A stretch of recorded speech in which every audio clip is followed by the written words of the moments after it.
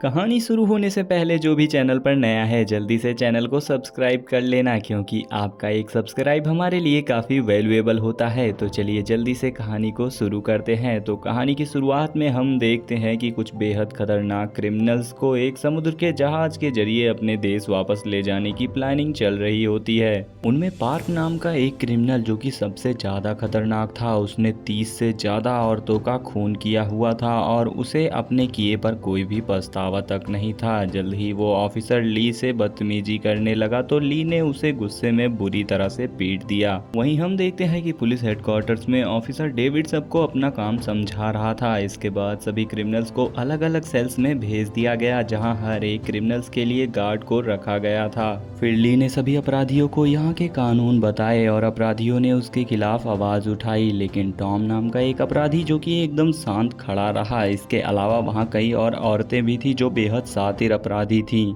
जिनमें से एक का नाम जेनी था। जेनी अपने पति और उसके माँ बाप के कत्ल करने के जुल्म में यहाँ पर लाई गई थी। इन औरतों पर नजर रखने का जिम्मा ऑफिसर मैरी और डॉक्टर मैक्स पर था। इन खतरनाक अपराधियों को इतनी दूर ले जाने में कोई न कोई हादसा होना पक्का था, इसीलिए डॉक्टर मैक्स को भी इस मिशन में शामिल किया गया था। इसके साथ वहाँ एला नाम की एक नर्स भी थी। जब वो मिलकर अपना सामान जांच रहे होते हैं तो डॉक्टर मैक्स ने चुपके से दवाइयों के डब्बे से एक इंजेक्शन चुरा लिया। वहीं दूसरी ओर किचन में रसोइयों का एक ग्रुप मौजूद था जो मिलकर खाना बना रहे थे। उसी वक्त डॉक्टर मैक्स चुराई हुई दवाइयां लेकर इंजन रूम में पहुंच गया। तब वहां खुलासा होता है कि डॉक्टर मैक्स को इस शिप पर मौजूद सबसे खूंखार क्रिमिनल अल्फा को इंजेक्शन देने का मिशन दिया गया था। इस इंजेक्शन का मकसद अल्फा को पूरे सफर में सुलाए रखना था, मगर शिप में अल्फा को कहां रखा गया था ये पुलिस हेडक्वार्टर्स में बैठे ऑफिसर डेविड के अलावा और कोई नहीं जानता था। उधर डेविड कुछ खुफिया कागज देख रहा था तो उसे पता चलता है कि अल्फा पहले मिलिट्री में हुआ करता था।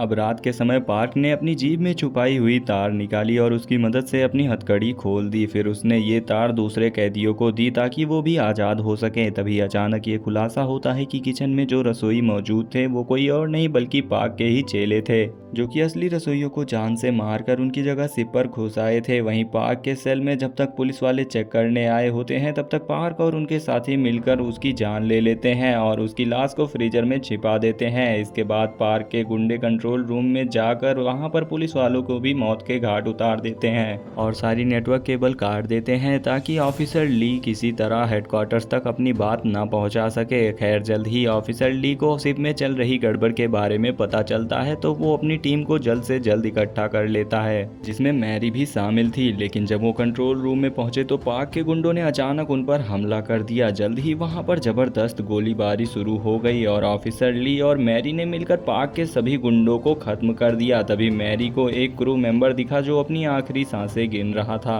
मैरी ने उससे पूछा कि इमरजेंसी में पुलिस हेडक्वार्टर तक खबर कैसे पहुंचा सकते हैं। तभी उसने बताया कि यहाँ पर इंजन रूम में मौजूद एक सैटेलाइट फोन है जिसके इस्तेमाल से वो खबर पहुंचा सकती है। वहीं दूसरी ओर हम देखते हैं कि पार्क ने बाकी सभी क्रिमिनल्स को भी रिहा कर दिया था, मगर टॉम ने उसे समझाया कि शिप को हाईजैक करने से कुछ नहीं होगा बल्कि गलती की वजह से सब के सब मुसीबत में पड़ जाएंगे। मगर पार्क ने उसकी एक न सुनी और सभी पुलिस वालों को मारकर शिप पर कब्जा करने का फैसला किया। उधर हम देखते हैं कि डॉक्टर मैक्स ने खुद को नर्स एला के साथ कमरे में बंद कर लिया था क्योंकि वो पार्क के हाथों नहीं मरना चाहते थे। इधर पार्क जब इंजन रूम तक पहुंचा तो उसने जियान नाम के एक क्रिमिनल को पुलिस वालों की लाशों को फ्रीजर में डालते हुए देखा, मगर वो ये नहीं जानते थे कि इंजन रूम में पाइप्स में लीकेज है जहां से होते हुए खून की बूंदें सीधा अल्फा के चेहरे पर गिरने लगी। अचानक उसकी आंख खुल गई और वो आजाद होने की कोशिश करने लगा। उधर ऑफिसर ली और उसकी टीम क्रिमिनल्स को पकड़ने के लिए उनके सेल्स तक पहुंची तो वो देखकर हैरान हो जाते हैं क्योंकि उनके कई ऑफिसर मारे जा चुके थे और सभी क्रिमिनल्स भी भाग चुके थे। अब ऑफिसर ली समझ गया था कि पार्क और उसके गुंडे इंजन रूम के सैटेलाइट फोन को भी तोड़ने की कोशिश करेंगे, इसलिए वो अपनी टीम के साथ तुरंत इंजन रूम की तरफ भागा। वहीं पार्क इंजन रूम में जाकर सैटेलाइट फोन तोड़ने में जुटा हुआ था। फिर उसने एक एक करके वहां के मेंबर्स की जान लेनी शुरू कर दी। अब जब वो आखिरी मेंबर को मारने ही वाला था तभी ऑफिसर ली और उसकी टीम वहां पहुंच गई और उसके बाद तो भयंकर लड़ाई शुरू हो गई। वहीं दूसरी ओर अब हम देखते हैं कि सबसे खतरनाक क्रिमिनल अल्फा भी आजाद हो चुका था। अल्फा अंधा अंधा था मगर वो चीज़ों की गर्मी से उन्हें महसूस कर सकता था। साथ ही उसकी सूंघने की शक्ति बहुत ज़्यादा तेज थी और वो आम इंसानों के मुकाबले कहीं ज़्यादा ताकतवर और तेज था। जैसे ही पार्क ने अल्फा को देखा तुरंत ही वहाँ से उससे बचकर भागने की कोशिश करने लगा, लेकिन अल्फा ने तुरंत ही उसे पकड़ लिया और फिर उसके आंखों के सामने ही उसके गुंडों को मौत के घाट उतार दिया। फिर वो पार्क की तरफ मुड़ा और एक ही झटके में उसका काम तमाम कर दिया। ये सब देखते ही बचे हुए लोग तुरंत वहां से भाग निकले। वो इस तरह से नहीं भाग पाते, इसीलिए टॉम अल्फा का ध्यान भटकाने में लग गया ताकि बाकी सभी लोग भाग सकें। आखिरकार वो सब एक छोटे दरवाजे से भाग निकले और उन्होंने अल्फा के आने से पहले दरवाजा बंद कर दिया। वहीं पुलिस हेडक्वार्टर्स में ऑफिसर डेविड सैटेलाइट की तस्वीरों के जरिए पता लगाने की कोशिश कर रहा था कि आखिर यहाँ चल क्या रहा है। जब उसे पता चला कि सभी क्रिमिनल्स फरार हो गए हैं तो उसके पैरों तले जमीन खिसक गई। तभी उसे डायरेक्टर नाम के एक आदमी का कॉल आया जिसने उसे शिप पर हुई घटना के बारे में सब कुछ बता दिया। तभी हम देखते हैं कि इस अनजान आदमी के सीने पर एक अजीबोगरीब सा नंबर था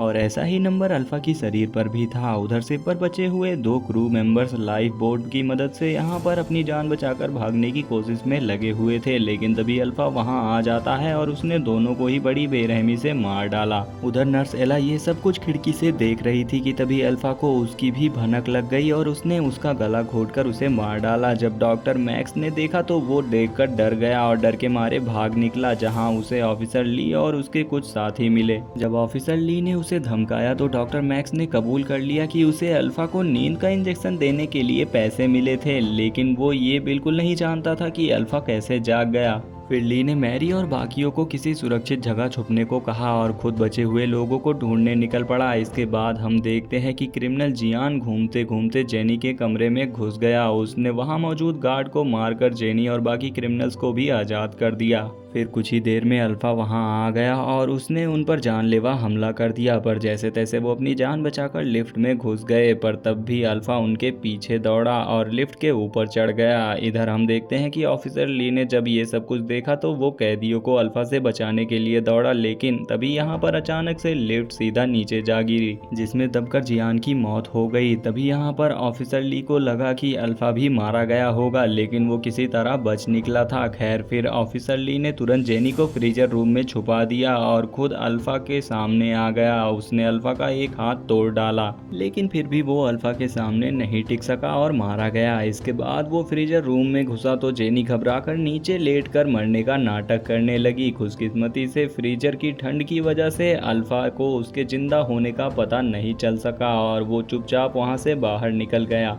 वहीं दूसरी ओर टॉम और बाकी लोग उसी कमरे में पहुंचे जहां अल्फा को कैद किया गया था। उन्हें अल्फा के कुछ कागजात भी मिले। उन्हें पता चला कि अल्फा की उम्र तो हद से ज्यादा है। सही मायने में तो उसे अब तक जिंदा ही नहीं होना चाहिए था, लेकिन असल में अल्फा साल 1943 में दूसरे विश्व युद्ध का फौजी है। युद्ध में जापानी फौजियों ने उसे पकड़कर बंदी बना लिया था, जिसके बाद उन्होंने उस पर तरह तरह के एक्सपेरिमेंट किए। असल में वो लड़ाई के लिए सुपर ह्यूमंस की फौज तैयार करना चाहते थे। फिर डॉक्टर मैक्स ने थोड़ी और छानबीन की तो पता चला कि अल्फा के अंदर कई सुपर ह्यूमन पावर्स हैं। वो एक आम इंसान के मुकाबले बहुत ज़्यादा ताकतवर और तेज है। वो कभी भी बूढ़ा नहीं होगा। इसके बाद हमें साल 1943 की कहानी दिखाई जाती है, जहां जापानी साइंटिस्ट अपने सुपर ह्यूमंस बनाने की खोज में लगे हुए थे कि तभी अल्फा खड़ा हुआ और उन्हें बेरहमी से मार डालता है। पुलिस हेडक्वार्टर से ऑफिसर डेविड एक स्पेशल टीम के साथ शिप की ओर रवाना हो गया। इस स्पेशल टीम के लोगों को खास तरह का इंजेक्शन दिया गया था ताकि वो अल्फा की पावर्स का मुकाबला कर सकें। शिप पर पहुंचकर उसकी मुलाकात जेनी से हुई। जेनी ने उससे मदद मांगी, मगर डेविड का मकसद सिर्फ अल्फा को मारना था, इसीलिए उसने उसे देखते ही गोली मार दी। और फिर उसका सामना टॉम से हुआ। पता चलता है कि डेविड और टॉम एक दूसरे को पहले से ही जानते थे। टॉम की छाती पर भी बिल्कुल वैसा ही नंबर था जैसा अल्फा के शरीर पर था। फिर हमें पता चलता है कि कई साल पहले डेविड के ग्रुप ने बहुत सारे लोगों को अगवा करके उन पर जबरदस्ती एक्सपेरिमेंट्स किए थे,